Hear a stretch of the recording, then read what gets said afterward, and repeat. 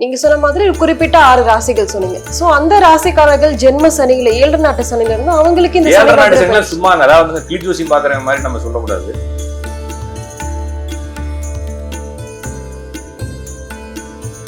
நீங்க ஆரம்பத்துல சொல்லிருந்தீங்க சனி வக்ரம் மட்டும் தான் ஆகுது, சனி வந்து பயிற்சி ஆகலன்னு சொல்லிட்டு. ஆனா மக்கள் ஏன் இந்த சனி வக்ர பயிற்சிக்கு வந்து இவ்வளவு பயப்படுறாங்கன்னு எங்க பார்த்தாலுமே பயப்படலைங்க.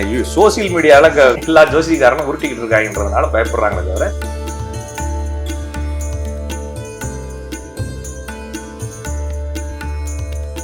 இந்த 6 ராசிக்காரர்கள் எந்த மாதிரியான விஷயங்கள ரொம்பவே கவனமா இருக்கு. ஒண்ணும் இல்ல, அவங்க ஜாதத்துல என்ன கிரகம் இருக்கோ, நான் சொன்னேன் இல்லைங்களா, நான் என்னென்ன கிரகம் வந்தா என்னென்ன பிரச்சனை நடக்கும், அந்த மாதிரி பிரச்சனைகளை கையில் எடுத்து சிக்கல் இல்லாம முடியும். நான் சொல்றது புரியுதுன்னா, அது வந்து என்னன்னா அந்த இடத்த காம்ப்ளிகேட் ஆகாம ரொம்ப சிம்பிளா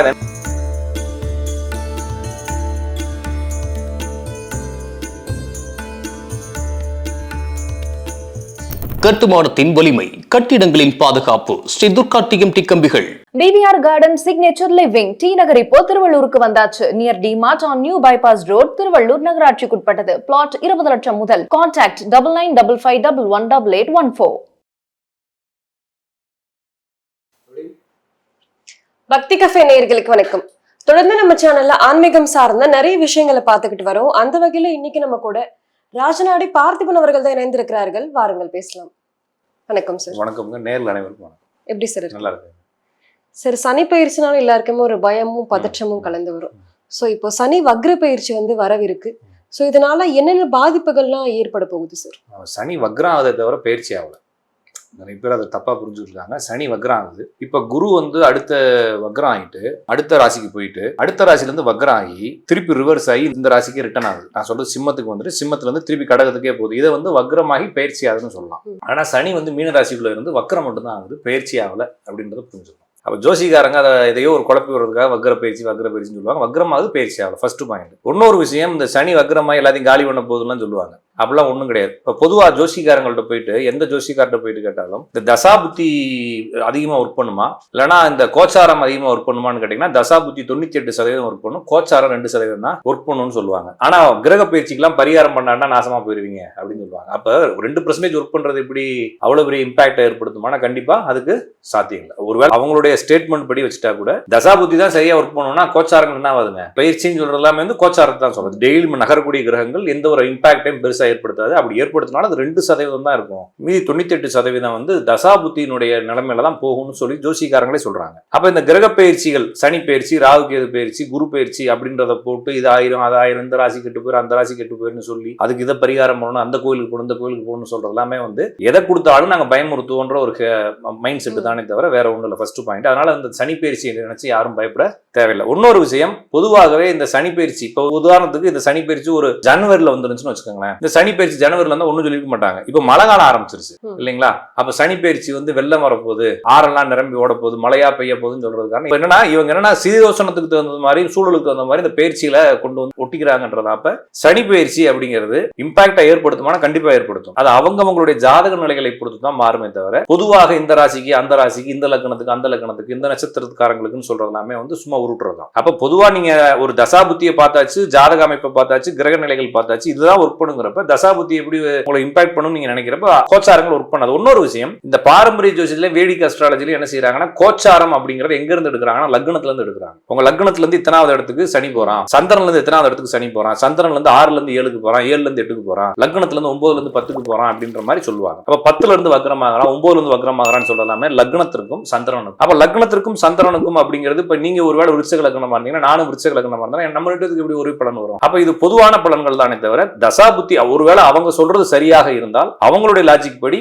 தசாபுத்தி தான் அவங்களுடைய வாழ்க்கையில் நடக்கக்கூடிய சம்பவங்களை ஃபிக்ஸ் பண்ணும் அப்படிங்கிறதா. இப்போ நம்ம வேற ஒரு மெத்தடுக்கு வந்துட்டோம்னா பொதுவாக இந்த கிரக நிலைகள், கிரக பயிற்சிகள் அல்லது கிரக வக்ரங்கள், கோச்சார கிரகங்கள் என்ன செய்யுது அப்படின்னு பார்க்கும்போது கண்டிப்பா இம்பாக்டை ஏற்படுத்துது. அது என்ன இம்பாக்ட் அப்படின்னா நம்ம தசாபுத்தியை கடந்து கிரக பயிற்சி பலன்கள் அல்லது கோச்சார பலன்கள் வரும்போது இது ராசிக்கோ லக்னத்திற்கோ பார்க்க கூடாது, ஒவ்வொரு பிளானட்டுக்கும் தனித்தனியா பார்க்கணும். அப்ப என் ஜாதத்துல சந்திரன் எங்க இருந்துச்சு, என் ஜாதத்துல சுக்கிரன் எங்க இருந்துச்சு, என் ஜாதத்துல செவ்வாய் எங்க இருந்துன்னு சொல்லி மொத்தம் 9 கிரகங்களையும் இந்த கோச்சார சனி வந்து இயக்குது அப்படிங்கிற அடிப்படையில் நம்ம சொல்லணும். அப்ப இப்ப இருக்கக்கூடிய சனி வந்து மீனராசியில இருந்துச்சு, மீனராசியில இருந்து இப்ப வக்ரம் வக்ரமாகுது. ஒரு கிரகம் வக்ரமானால் அது பின் ராசியிலிருந்து 12வது ராசியிலிருந்து செயல்படும்ன்றது லாஜிக். ஒருவேளை வக்ரமான கிரகம் பயிற்சியாகி கும்பத்துக்குள்ளே வந்துருச்சுன்னு வச்சுக்கோங்களேன். இப்போ உதாரணத்துக்கு மகரம் கும்ப மீனத்துல சனி இருக்கு, அது வக்ரம் ஆகுது. அப்ப அது 12வது ராசியிலிருந்து செயல்படும். ஒருவேளை அது ரிவர்ஸ் ஆகி சில நேரத்துல பார்டர்ல, இப்ப நான் உதாரணத்துக்கு ஆரம்பிக்கிறப்ப சொன்னேன், குரு வந்து இப்ப கடகத்துல இருந்து அப்படியே பயிற்சியாகி சிம்மத்துக்குள்ள போய் சிம்மத்துல இருந்து வக்ரமாகி ரிவர்ஸ் வரும்போது அது டிப்ல ரிவர்ஸ் ஆனா அது என்ன பண்ண ரிவர்ஸ் கடகத்துக்குள்ளே ஏறிக்குது. அப்ப கடகத்துக்குள்ள வந்து வக்ரமா இருக்குன்னா அது அதுக்கு முன்னால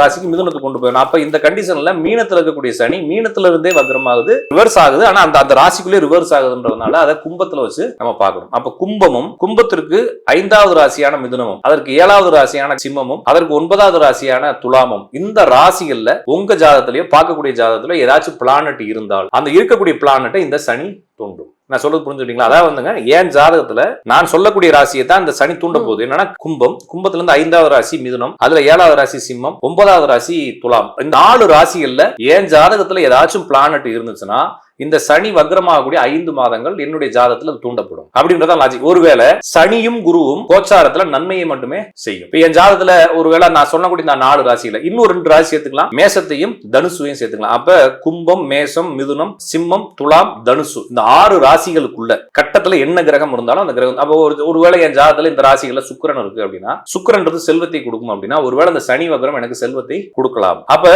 அந்த சனி வரும்போது அங்க என்ன இருக்குன்னு பாக்குறப்ப ஆல்ரெடி அங்க ராகு இருக்கு. இப்ப இன்னைக்கு கண்டிஷன்ல ராகு இருக்கு. அப்ப சனியும் ராகுவும் சேர்ந்து ஒரு கிரகத்தை தூண்டும் பொழுது செட்டில்மெண்ட் பண்ணும். இப்போ உதாரணத்துக்கு என் ஜாதகத்துல சூரியன் இருக்குன்னு வச்சுக்கோங்களேன். சூரியன்றது என்னுடைய பொறுப்பு, பணி, தொழில். அப்ப தொழில நான் ஏதாச்சும் ஒரு அதிகமான கேஸ் ஏதாச்சும் நடத்தினா திடீர்னு என்ன செட்டில் பண்ணி அங்க என்னுடைய தொழிலையும் விட்டு போக வச்சு அதுல இருந்து எனக்கு ஏதாச்சும் ஒரு பணத்தை கொடுத்து என்ன வெளியேற்றும். அப்ப பெரிய செட்டில்மெண்ட். நிறைய பேர் குழந்தை இல்லாம இருப்பாங்க. அப்ப இந்த இடத்துல குருவை பார்த்தால் குழந்தை பிறக்கும், சூரியனை பார்த்தால் குழந்தை பிறக்கும் சனி அப்படிங்கிற கண்டிஷன்ல இந்த 6 ராசிகள்ல குரு இருந்தா அல்லது சூரியன் இருந்தா ரொம்ப நாட்பட்ட விஷயங்கள், குழந்தைகள் பிறக்காம இருக்கிறது. நான் வந்து ஐவிஎஃப் போக மாட்டேன், சரகேசி போக மாட்டேன், டோனர் போக மாட்டேன், நிறைய பேர் முடிவு எடுத்து வச்சிருப்பாங்க. அந்த முடிவுல அவங்களா என்ன பண்ணிக்குவாங்க, தகர்த்திக்கிட்டு சரி நம்மளுக்கு குழந்தை இருந்தா போதும் அந்த மைண்ட் செட்டை அந்த சனி கொடுக்கும். அப்ப சனியும் இந்த ராகுவும் சேர்ந்து பாசிட்டிவான விஷயங்கள், நிறைய விஷயங்களை தான் பண்ணும். குறிப்பிட்டு சொல்லக்கூடிய இந்த 6 ராசிகள் உள்ள கிரகங்களுக்கு மட்டும்தான் செய்யும். மீதி 6 ராசிகளுடைய கிரகங்கள் இதுக்கு ஒண்ணுமே செய்யாது. ஒருவேளை இந்த சனி வக்ர பயிற்சி முடிஞ்சதுக்கு அப்புறமா வேணா நல்லது நடக்கலாம். நான் சொன்ன 6 ராசிகள் காரங்கள் இல்ல, அந்த 6 ராசிகள் இருக்கக்கூடிய கிரகங்கள் உள்ள நம்பர்கள். அப்ப அந்த 6 ராசியில சூரியன் இருந்தா புதிய பொறுப்பு, குழந்தை பிறப்பு, வேலை, தொழில், இந்த மாதிரி விஷயங்கள் நடக்கும். சந்திரன் இருந்தா வீடு கட்டுறது,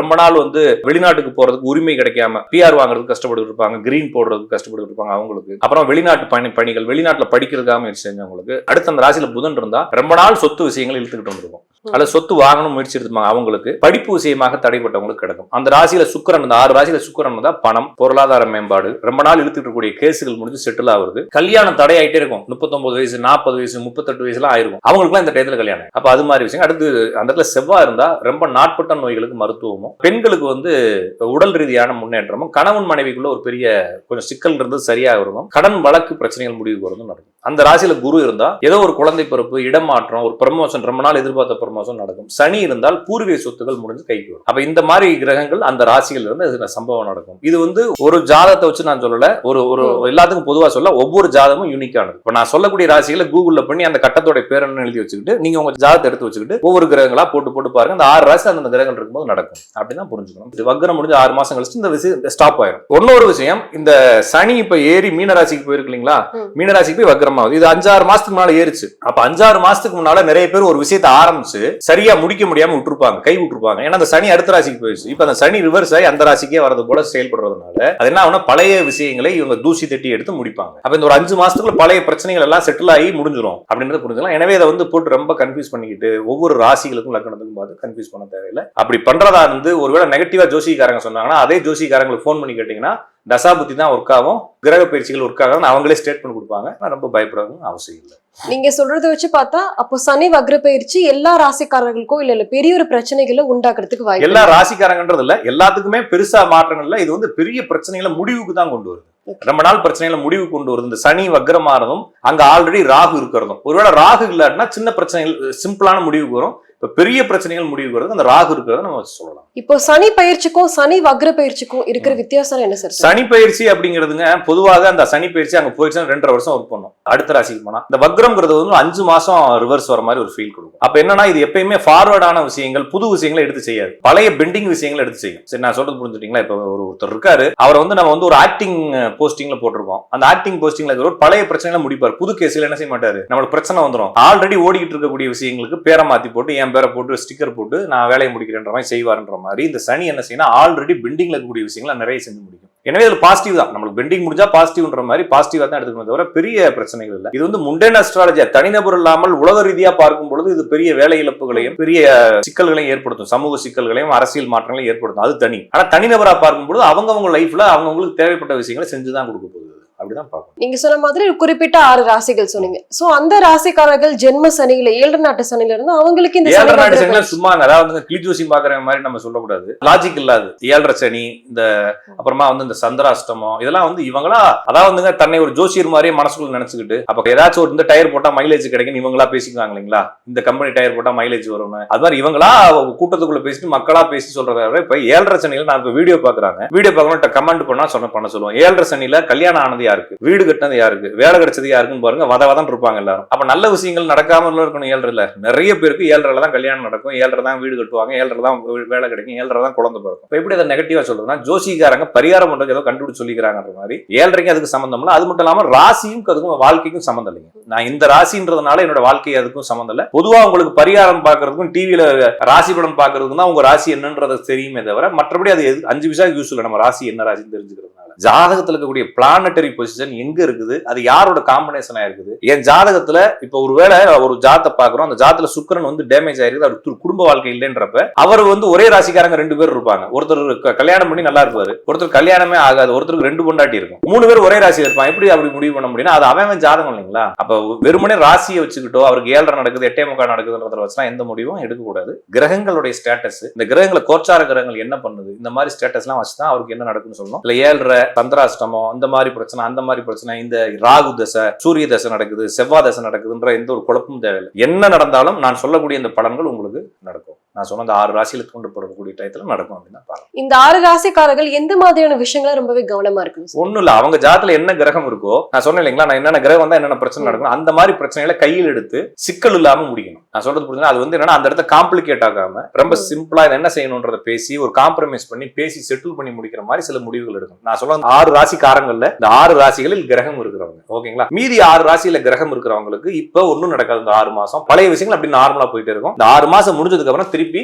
நடக்க ஆரம்பிங்க. ஏன்னா இந்த 6 மாசம் நடந்ததுக்கு அப்புறமா இந்த ராகு வந்து ரிவர்ஸ் வந்துருது, சனி வந்து திருப்பி மீனத்துக்கு போகுது. அப்ப ராகு வந்து மகரத்துக்கு வந்துருது, கேது கடகத்துக்கு போயிருது, சனி மறுபடியும் மீனத்துக்கு போறப்ப இது பெரிய பிரச்சனைகளை அடுத்த 6 ராசிகளுக்கு அடுத்த வருஷங்கள்ல கொடுக்கும். அது என்னன்னா அப்ப பாத்துக்கலாம். நம்ம இப்ப பேசுறது இந்த 6 ராசிகள். நான் சொன்ன இந்த 6 ராசிகள் இருக்கக்கூடிய கிரகங்கள் இருக்கிறவங்களுக்கு பாசிட்டிவ். இந்த கிரகங்கள்ல இப்ப நிறைய பேருக்கு நான் சொன்ன 6 ராசியில 2 கிரகம் தான் இருக்கும், மீதி ஒரு 7 கிரகங்கள் வேற ராசியில் இருக்கும். அப்ப அந்த 2 கிரகங்களோட பாசிட்டிவ் நடக்க போகுது அப்படின்னு நம்ம புரிஞ்சுக்கணும். அப்ப எனக்கு என்ன தேவையோ அந்த 2 கிரகங்கள் இருக்கும். ஒருவேளை நான் காசுக்காக வெயிட் பண்ணிருக்கேன்னா சுக்கிரன் மட்டும் நான் சொன்ன 6 ராசிகள் இருக்கும், அப்ப ஏதாவது முடிய போகுது அப்படின்னு புரிஞ்சுக்கலாம். இந்த மாதிரி பேரு நல்ல விஷயங்கள் நடக்கிறதுக்கு வாய்ப்பு இருக்கு இந்த 6 ராசிகளுக்கு. அதான் நான் சொன்னேன், இந்த கிரகம் சொன்னேன் இல்லைங்களா, அந்த கிரகத்தை வைத்து ஒருவேளை சுக்கிரன் இருந்தா ரொம்ப நாள் கல்யாணம் ஆகாம இருந்தா கல்யாணம் நடக்கும். இப்போ கல்யாணம் ஆகிருக்குது அவருக்கு அப்படின்னா அவருக்கு குழந்தை பிறக்காம இருந்தா குழந்தை பிறக்கும். குழந்தையும் இருக்குது, கல்யாணம் ஆயிடுச்சு, எல்லாமே நடந்துருச்சு அப்படிங்கிறப்ப அவருக்கு சுக்கிரன்றது பணத்தை குறிப்பது. அப்ப ரொம்ப நாள் பணத்துக்காக வெயிட் பண்ணிட்டு இருந்தாரு, அவருக்கு பணம் வரும். அப்ப ஸ்டேட்டஸ் என்ன, அவருடைய தேவை என்ன, அவருடைய கரண்ட் சிச்சுவேஷன் என்ன கிரகத்தை இந்த சனி தூண்டுது, இதெல்லாம் வச்சுக்கிட்டு ஒரு காம்பினேஷன் பண்ணி உங்களுக்கு இந்த விஷயம் நடக்க போகுது அப்படின்னு சொல்லலாம். நெகட்டிவ் நடக்குமா அப்படின்னா நெகட்டிவ்ங்கிறது வந்து இப்ப நான் சொன்னது ஒரு பெரிய பிரேக் நடக்கும் சொன்னீங்களா. ஒருத்தருக்கு ஒரு பொண்ணுக்கு டிவோர்ஸ் கேஸ் போயிட்டே இருக்கும், அந்த டிவோர்ஸ் ஆயிரும், ஆனா அது செட்டில்மெண்ட் வந்துடும். அப்ப பாசிட்டிவ் தான், ரெண்டுமே பாசிட்டிவ் அந்த பொண்ணுக்கு தெரியும். ஆனா அந்த நம்ம பொது பார்வையில பாக்குறப்ப அந்த பொண்ணு குடும்பத்தை விட்டு வெளியே போயிருச்சு இல்லையா, அது நெகட்டிவ். அப்ப நெகட்டிவ் பெரிய நெகட்டிவையும் கொடுத்து பெரிய பாசிட்டிவையும் சேர்த்தே கொடுக்கும். அப்ப செட்டில்மெண்ட்னு சொல்றோம். இந்த மாதிரி கொடுக்குறப்ப அந்த நெகட்டிவ் வந்து கொஞ்சம் குழப்பமானது, அதுல இருந்து மீண்டு வர்றதுக்கு கொஞ்சம் போராட்டம் இருக்கும். அப்ப நிறைய பேருக்கு பெண்டிங்ல இருக்கக்கூடிய பல பிரச்சனைகள் செட்டில் ஆகும் அப்படின்றதுனால நிறைய பேருடைய உறவுகள் கட் ஆகும். அப்ப இதை என்ன செய்யறது, அந்த பொண்ணு வந்து டிவோர்ஸ் கேட்டுக்கிட்டு இருக்கு, அப்ப அந்த பொண்ணுக்கு அது பாசிட்டிவ், அவ்வளவு அப்படின்ற மாதிரி புரிஞ்சுக்க வேண்டியதானே தவிர, ஆனா இந்த இடத்துல ஏதோ ஒரு பாசிட்டிவ் தான் அது செய்யும். ஆனா இது பிற்காலத்துல நெகட்டிவா கூட தோணலாம். ஆனா இன்னைக்கு அந்த பாசிட்டிவ் செஞ்சு நிறைய பேருக்கு கேஸ் நடந்துகிட்டே இருக்கும். திடீர்னு உட்கார வச்சு பேச்சுவார்த்தை பண்ணுவாங்க, இந்த இத்தனை கோடி இல்ல இவ்வளவுதான் இத்தனை லட்சம் தான் கொடுப்பேன் அப்படின்னு, பரவாயில்ல செட்டில் பண்ண அப்படின்னு சொல்லி செட்டில் பண்ணி முடிச்சிருவாங்க. பல நாள் பிரச்சனைகள் முடியும். நான் சொன்ன மாதிரி இந்த குழந்தைக்காக வெயிட் பண்ணிட்டு இருப்பாங்க, திடீர்னு ஒரு டோனர் கூட எடுத்துக்கலாம் அப்படின்னு இவங்க 2 பேரும் புருஷ மண்டாட்டி பேசி முடிவுக்கு வருவாங்க. ஆக மொத்தத்துல ஏதோ ஒரு பெரிய பிரச்சனை செட்டில் ஆயிட்டு ஒரு பாசிட்டிவ் நடந்துரும். ஆனா இந்த செட்டில் ஆன விஷயங்கள் ஏதோ ஒரு சின்ன நெகட்டிவா வச்சுக்கிட்டு தான். நீங்க ஆரம்பத்துல சொல்லிருந்தீங்க சனி வக்ரம் மட்டும்தான் ஆகுது, சனி வந்து பயிற்சி ஆகலன்னு சொல்லிட்டு. ஆனா மக்கள் ஏன் இந்த சனி வக்ர பயிற்சிக்கு வந்து இவ்வளவு பயப்படுறாங்கன்னு எங்க பார்த்தாலுமே மக்கள் தான் பயப்படலைங்க. சோசியல் மீடியால எல்லா ஜோசிகாரனும் உருட்டிக்கிட்டு இருக்காங்கன்றதுனால பயப்படுறாங்களே தவிர அது மக்கள் பயப்படவும் இல்ல, பயத்தை ஏற்படுத்துறாங்க அப்படின்றதான் பாக்கணுமே தவிர. சனி வக்ரம் அது ஆகிட்டே தான் இருக்கு. ஒரு வருஷத்துக்கு ஒரு தடவை சனி வக்ரம் ஆகும், ஒரு வருஷத்துக்கு ஒரு தடவை குரு வக்ரம் ஆகும், ஒரு வருஷத்துக்கு 2 தடவை சுக்கிரன் வக்ரம் ஆகும், ஒரு வருஷத்துக்கு 3 தடவை புதன் வக்ரம் ஆகும். அது வக்ரம் ஆகிட்டே தான் இருக்கு. நம்மளுக்கு தான் தெரியல. ஏதோ இந்த நான் ஏற்கனவே சொன்னேன், இந்த கிரகணம் நடக்குது இல்லைங்களா, கிரகணம் நடக்கிறப்ப அதை செய்யக்கூடாது, இதை செய்யக்கூடாது, அப்படி செய்யக்கூடாது, இப்படி செய்யக்கூடாதுன்னு வாங்க. ஒரு வருஷத்துக்கு 7 கிரகணம் நடக்குது சரிங்களா. எனக்கு ஒரு 40 வயசுன்னு வச்சுக்கோங்க, 50 வயசுன்னு வச்சுக்கோங்க. எனக்கு அப்ப 5350 கிரகணத்தை நான் பிறந்ததுல இருந்து பாத்துக்கிறேன். எல்லாத்துக்கும் நான் பயந்துகிட்டு இருந்தேன். ஒண்ணும் இல்ல, சோசியல் மீடியா வந்து அவனை பயமுறுத்தினதுக்கு அப்புறமா தான் பயப்படுறமே தவிர இதற்கு முன்னால் நடந்த 300 கிரகணம் எனக்கு எப்ப நடந்துச்சுனே தெரியாது. நான் என்னோட இயல்பு வாழ்க்கையில இது அது மாதிரி இயல்பா அது போயிட்டு இருக்கு. இது எதற்காக பயன்படுதுன்னா ஜோசிகாரங்க கண்டுபிடிக்கிறதுக்கு, பலன் சொல்றதுக்கு, இந்த கணக்குகள் பண்றதுக்கு எடுத்துக்கிறோம். இதை பொதுமக்கள் பயப்படவே தேவையில்லை. அதை பத்தி நீங்க கவலைப்படுறீங்க? எத்தனை நம்பர் ஸ்பானர் போட்டு என்ன திருப்பினா மெக்கானிக் பிரச்சனை இல்லைங்களா? நம்மளை பொறுத்தளவுக்கு காரை விட்டாச்சு, அமைதியா உட்காந்துருக்கணும். நான் உட்காந்துட்டு ஏன் 10ஆம் நம்பர் ஸ்பானர் எடுக்கல, 11 எடுக்கலன்னு சொல்லி கொடுத்துருந்தோம்னா நம்மளுக்கு புட போயிடும். அப்ப பொதுவா ஜோசியத்துல நாங்க கணிதம் செய்வதற்கு இந்த கிரக பயிற்சிகளை கணிதம் செய்கிறோமே தவிர இது மக்களுக்கு பிரச்சனை இல்லை. ஆனா மக்களுக்கு கொண்டு போய் சேர்த்ததுக்கு அப்புறம் என்ன பண்றாங்கன்னா, இப்ப சனி தானே பயிற்சி ஆகுது, சனி கெட்டதுன்னா சனி பகவான் கோயிலுக்கு போகணும்னு சொல்லி அடிச்சு விட்டு அப்படி ஆக மொத்தத்துல எதையாச்சும் சொல்லி மக்களை குழப்பிக்கிட்டே இருக்கிறதானே தவிர இந்த சனி வக்ர பயிற்சி, சனி பயிற்சி, சனி வக்ரம் இது மாதிரி எல்லாமே தொடர்ந்து நடந்துகிட்டே தான் இருக்குது. இப்ப நான் சொன்ன மாதிரி குரு இருக்குது, குரு அங்க போயிட்டு அதிசாரம் ஆகுது, அதிசாரம் இருக்கு, வக்ரம் இருக்கு, என்னென்னமோ நடக்கும். அது நடந்துகிட்டே தான் இருக்குது. எல்லா கிரகங்களுக்கும் நடக்குது. ஒரு 6 மாசத்துல அடுத்தடுத்த கிரகங்களுக்கு நடக்கும். அப்ப இதெல்லாம் ட்ரெண்டிங் ஆகுறது. ஒன்னும் சப்ஜெக்ட்ல பேசுறதுன்றப்ப எதையாச்சும் ஒன்று எடுத்து பேச வேண்டியதான்றதுனால இதை மக்கள் பயப்படுத்தாங்க. அப்ப மக்கள் வந்து இதை பார்த்து கிளி அடைஞ்சு கோயிலுக்கு போறேன்னு போய் பயந்து இதுக்காக இன்னொரு தடவை ஜோசியரை பார்த்து இப்ப என்னன்னா ஒரு ஆளு வந்து இப்ப வீடியோ இதுல பாக்குறாருன்னு வச்சுக்கோங்களேன், அவர் பாவம் சும்மா பஸ்ல போறப்ப இப்படி தூக்கி விட்டுருப்பாரு. ஜோசிகாரர் சொல்லுவாங்க வக்ரம் சனி வக்ர பயிற்சி சிம்மராசி நேயர்களை பிச்சை எடுக்க போகிறீர்கள்னு போட்டிருப்பான். அவனுக்கு அடிச்சு பிடிச்சு ஒரு ஜோசிகாரரை பிடிச்சு அவருக்கு ஒரு காசு அல்லதான்றனால பயப்பட தேவையில்லை. ஜோசியம் என்பது எப்பயாச்சும் தேவைப்பட்டா, வாழ்க்கையில பிரச்சனை வந்தா, நான் ஒரு முடிவெடுக்க முடியாம மாட்டிக்கிட்டு இருக்கேன் அப்படிங்கிற டயத்துல மட்டும்தான் ஜோசியரை போய் பார்க்கணும். மீதி டயத்துல ஜோசியரை ஒரு ஜோக்கர் மாதிரி ஃபன் பண்ணிட்டு ஜாலி பண்ணிட்டு ஒரு டிக்டாக் பார்த்தோம் இல்லைங்களா, டான்ஸார், அது மாதிரி ஜோசியரோட வீடியோ பார்த்தா நல்லதுங்க. இதை சீரியஸா எடுத்துக்கணும்னு அவசியம் இல்ல. அதனால சனி கிரகம், குரு என்ற கிரகங்கள், ராகு கேதுவை தவிர மீது எல்லா கிரகங்களும் பாசிட்டிவ் தான் செய்யும். ராகு கேது மட்டும் என்ன செய்யணும், சின்ன நெகட்டிவ் செய்யும். அந்த நெகட்டிவ் எப்படி செய்யணும், என் வாழ்க்கையில வந்து எனக்கு ஏதோ ஒரு பெரிய பிரச்சனை இருக்குன்னு வச்சுக்கோங்களேன், என் ஜாதகத்தை திறக்கிறோம், இது பெரிய ஒரு அறுவை சிகிச்சை செய்யக்கூடிய ஜாதகம் அப்படின்னு இருந்துச்சுன்னா அவர் தான் வந்து என்ன செய்யணும், அந்த ராகு கேது பேசி அறுவை சிகிச்சை தரும். சாதாரண ஒரு ஜாதகத்தை திறக்கிறோம், அவருக்கு ஒண்ணுமே இல்லைன்றப்ப அவருக்கு ராகு கேது பேசி சின்ன பிரச்சனை ஏதாச்சும் கையில காலில் அடிபட்டு போயிடும், அவ்வளவுதான். அப்ப என்னன்னா சம்திங் அவருடைய ஜாதகத்துல, பிறந்த ஜாதகத்துல பெரிய பிரச்சனைகள் இருக்குன்னா மட்டும்தான் ராகு கேது பேசி வந்து அவர் பயப்படணும். சாதாரணமா இருக்கவங்க பயப்பட தேவையில்லை. ஒரு விவசாயி இருக்கிறாரு, அவர் விவசாயம் பண்ணிட்டே இருக்கிறார், அவர் ஜாதகமான என்னன்னு தெரியாது, அவர் 90 வயசு வரைக்கும் பார்த்து செத்து போயிடுறாரு, ஜாதகம் பார்த்ததே இல்லை இது வரைக்கும், அவர் நல்லா தான் நடந்திருக்காரு. எனவே நீங்க பயிற்சியை பார்த்து அதை பார்த்து அப்ப டெய்லி எங்களை மாதிரி நீங்க பயந்துட்டே என்ன பண்றது, அது பயப்பட தேவையில்லை. சில விஷயங்கள் ஜோசியத்தை புரிந்து கொள்வதற்காக முயற்சி செய்யும்போது இந்த வீடியோக்களை உதவ வைக்கிறது, அது லாஜிக்கா புரிஞ்சுக்கணும். வெறுமனே இந்த ராசிக்காரங்க அப்படி ஆயிடுவாங்க, அந்த ராசிக்காரங்க அப்படின்னு ஆயிடுவாங்கன்றது வந்து பொதுவான தகவல் தான். ஓகேங்களா, இது வந்து பொதுவான தகவல் அப்படின்ற மாதிரி புரிஞ்சுக்கலாமே தவிர எப்படி நம்ம உடம்பு குறைக்கணும் அப்படின்னா இந்த டீ குடிங்கன்னு ஒருத்தர் போட்டிருப்பான், அந்த டீ குடிச்சா எப்படி உடம்பு குறையும், காசு வேணா குறைய, அந்த டீ தூள் வாங்கின்ற மாதிரி. அது போல இந்த 7.5 சனி பொதுவான ராசி பலன்களை தவிர லாஜிக்கலாக அந்த மாதிரி சொல்ல தேவையில்லை. கிரகங்கள் எந்த கிரகங்களை தூண்டுகிறது என்னுடைய ஜாதகத்துல, அந்த அடிப்படையில தான் பலன் சொல்றேன். நீங்க சொன்ன மாதிரி ஆரம்பத்துல வந்து சனி பயிற்சி, குரு பயிற்சி ரொம்ப கேள்விப்பட்ட பேரா இருந்தது, பரிச்சயமான பேரா இருந்துச்சு, அதுக்காக கோவில் போவாங்க அப்படி நடந்துகிட்டு இருந்தது. ஆனா இப்ப இந்த சனி வக்ர பயிற்சி கொஞ்ச நாளைக்கு முன்னாடி நமக்கு பரிச்சயமான ஒரு வார்த்தையாவே இருக்காது சோசியல் மீடியானால. இதனாலே மக்கள் வந்து இது பின்னாடி என்னென்று தேடி ஓட ஆரம்பிக்கிறாங்க. அதனால நீங்க சொன்ன மாதிரிதான் எனக்கு இந்த ராசிக்கு என்ன நடக்க போகுது அப்படின்னு ரொம்ப தேடி ஆரம்பிக்கிறாங்க. நம்ம தெரிஞ்சோ தெரியாமலையோ இதெல்லாம் பார்க்க ஆரம்பிச்சிட்டோம், இதெல்லாம் தெரிஞ்சுக்க ஆரம்பிச்சிட்டோம். சோ மக்களுக்கு இது தெரிஞ்சது எந்த அளவுக்கு நல்லதா இருக்கு, எந்த அளவுக்கு கெட்டதாவும் அமையும், சரியா தெரிஞ்சுட்டாங்கன்னா பிரச்சனை இல்லைங்க. சனிங்கிறது சேஷ்ட பலம், சேஷ்ட பலம்ன்றதுலதான் வந்து வக்ர பலன் வருது. அப்ப சனி வந்து ஒரு இயல்புக்கு மாறாக செயல்பட போகுதுன்றத சொல்றாங்க. அப்ப அந்த சனி என்ன செய்யும் அப்படிங்கக்கூடிய பேசிக்கான நாலேஜ் புரிஞ்சுக்கணும். நிறைய பேர் என்ன சொல்றாங்கன்னா சனி வந்து பாவி, அசுபர், நம்மளே கூட சொல்றோம்ல, பேர்ல கூட அப்படி சொல்லி திட்டாதீங்க. ஆமா சனி அப்படிலாம் சொல்றோம். அதனால அது சொன்னா எனக்கு என்ன சனின்னு சொல்றோம். அப்ப என்னன்னா சனிங்கிற கிரகத்தை ரொம்ப ஒரு மாதிரி ரகுடான ஆளு, ரொம்ப கேவலமான ஆளுன்றத பாக்குறோம். ஆனா கிரகங்களே யாரை ஈஸ்வரன் கூப்பிடுறோம்னா சனியத்தை ஈஸ்வரன் கூப்பிடுறாங்க. அப்ப என்னன்னா இவங்களுக்கே ஒரு புரிதல் குறைபாடு. கிரகங்களை வந்து எப்படி பாவி சுபர்னு பிரிக்கிறதுனா ஒண்ணு இல்ல, அது வந்து என்னன்னா ஒளியினுடைய கோட்பாடு. சனி வெறுங்களால் அவ்வளவு கஷ்டப்பட்டு பார்க்கணும், குருவை ஈஸியா பாத்திரலாம். ஏன்னா அது பிரதிபலிப்பு பரப்புகள் அதிகமா வச்சுக்கிட்டு இருக்கு. நம்மளுக்கு ரொம்ப தூரமா இருந்தாலும் அது பெருசா இருக்கு, சனி ரொம்ப தூரமா இருந்தாலும் சின்னதா இருக்கு, குரு ரொம்ப பக்கத்துல இருக்குது ஆனா அது பெருசா இருக்குது, புதன் வந்து பெருசா இருந்தாலும் சூரியனுக்கு பின்னாலே ஒரு நாள் பார்க்க முடியாது. சூரியனோட சேர்ந்த புதன் அசுபர், சந்திரன் வந்து கருப்பாவது வெள்ளையா ஆகுது, மாறிக்கிட்டே இருக்குது. அதையும் சில நேரத்துல இப்போ அமாவாசை அன்னைக்கு பார்க்க முடியாது. பார்க்க முடியாத கிரகங்கள் எல்லாத்தையும் அசுபரன் என்றும், எப்ப பார்த்தாலும் நினைச்சாலும் பார்க்கக்கூடிய கிரகங்களை சுபர் என்றும் பிரிச்சு இது வந்து வானியல் கோட்பாடுகளாக வச்சதை கொண்டு வந்து ஜோசிகாரங்க என்ன பண்றாங்கன்னா அது கெட்டவர் நல்லவர்ன்ற மாதிரி பிரிச்சு, அப்ப சனி கெட்டவர்லாம் கிடையாது, சனி நல்லவர், குரு நல்லவர், ராகுக்கு எதுவும் நல்லவங்க தான். அவங்க என்ன உங்களுக்கு அந்த உங்களுக்கு உண்மையை உணர்த்துவாங்க. அப்ப உண்மையை உணர்த்துறது சில நாள் உண்மையை ஏத்துக்க முடியாது இல்லைங்களா, அதனால அது கெட்டதா தோணுது. அந்த மாதிரி கிரகங்கள் வந்து பயிற்சி ஆறப்ப நீங்க சொல்ற மாதிரி அந்த அந்த ஒரு காலத்துல கிரக பயிற்சின்னு சொல்லி பேப்பர்லயோ நியூஸ் காலண்டர்லயே போட்டிருந்தா எல்லாரும் என்ன செய்வாங்க, கோயிலுக்கு போவாங்க. அது எதுக்குன்னா அந்த கிரக பிரீத்திக்காக இல்ல. அன்னைக்கு ஒரு நல்ல நாள், டெய்லி காலைல விடிஞ்சோன்னு என்ன ஆக போதும், ஒன்னும் ஆக போறது இல்ல. எனக்கு பிறந்த நாள் வருது, பிறந்த நாள் கொண்டாடுறதுனால எனக்கு என்ன ஆக போகுது, ஒன்னும் ஆக போறது இல்ல. இருந்தாலும் ஒரு நல்ல நாள், நம்ம ஒரு கடவுளுக்கும் நமக்கும், ஒரு ஆன்மீகத்திற்கும் நமக்கும், ஒரு நல்ல விஷயத்துக்கும் நமக்கும் ஒரு தொடர்பு, ஏதோ ஒரு மாற்றங்கள் நகருது காலத்துல. அந்த காலத்திற்கான ஒரு விஷயத்துல போய் நம்ம சாமி கும்பிடுறோன்ற மைண்ட் செட்ல இருந்தவங்களை அந்த ஜோசிக்காரங்க மாத்தி சனி பயிற்சியா இருந்தா சனி கோயிலுக்கு போகணும், குரு பயிற்சியா இருந்தா தட்சிணாமூர்த்திக்கு போகணும், ராகு பயிற்சியா இருந்தா போய் தர்ப்ப கோயில்களுக்கு போய் பாலாபிஷேகம் பண்ணணும், அதை பண்ணு இதை பண்ணுன்னு சொல்லி என்னன்னா சரி பண்ணக்கூடிய, நம்ம என்ன வாஷிங் மிஷினா ஃப்ரிட்ஜா ரிப்பேர் ஆனா சரி பண்ணிட்டே இருக்கிறது, நம்ம ஹியூமன் இல்லைங்களா, நம்ம வந்து ஒரு இயற்கையினுடைய ஒரு அங்கம். அப்ப நம்ம சரியெல்லாம் பண்ண முடியாது, நம்ம இப்படிலாம் இருக்கிறதுனாலதான் இயற்கை எங்குதுன்ற மாதிரி புரிஞ்சுக்கிட்டு கடவுள் வழிபாடுங்கிறதுக்குள்ள அது ஒன்றும் பிரச்சனை, நீங்க எப்ப வேணாலும் போலாம். ஆனா இதை ரிவர்ஸ் பண்ணி என்னென்னமோ பண்ணி கடைசியில வக்கர பயிற்சிக்கும் அடுத்த அதிசாரத்துல ஆரம்பிச்சிட்டாங்க.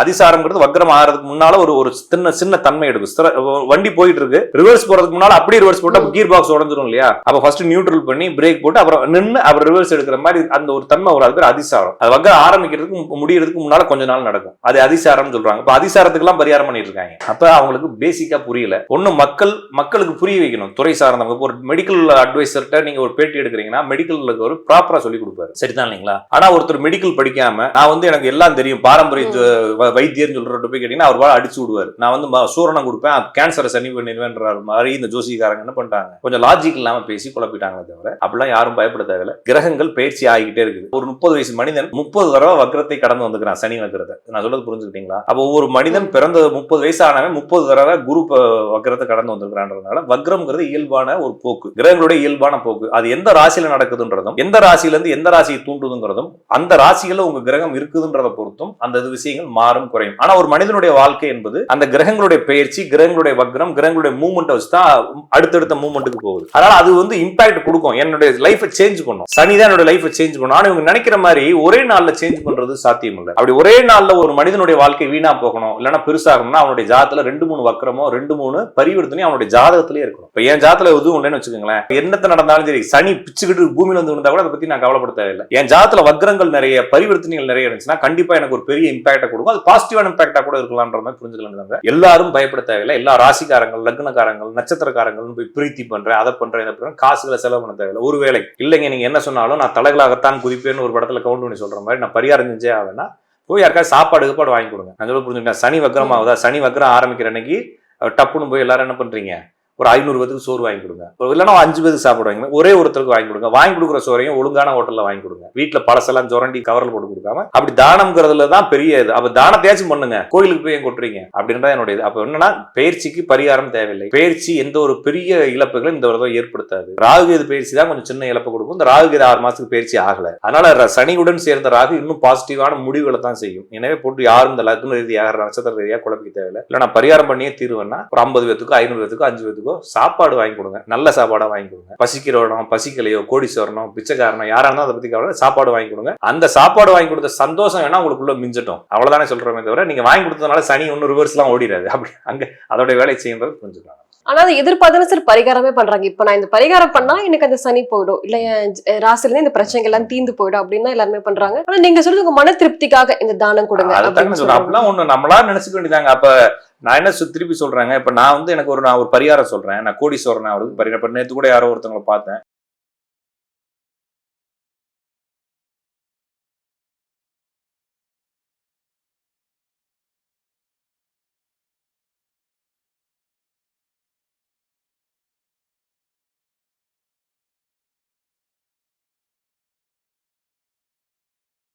இந்த வீடியோ உங்களுக்கு பிடிச்சிருந்தா லைக் பண்ணுங்க, ஷேர் பண்ணுங்க, கமெண்ட் பண்ணுங்க. மறக்காம பெல் பட்டனை கிளிக் பண்ணிட்டு பக்தி கஃபே தமிழ் சேனலை சப்ஸ்கிரைப் பண்ணிடுங்க.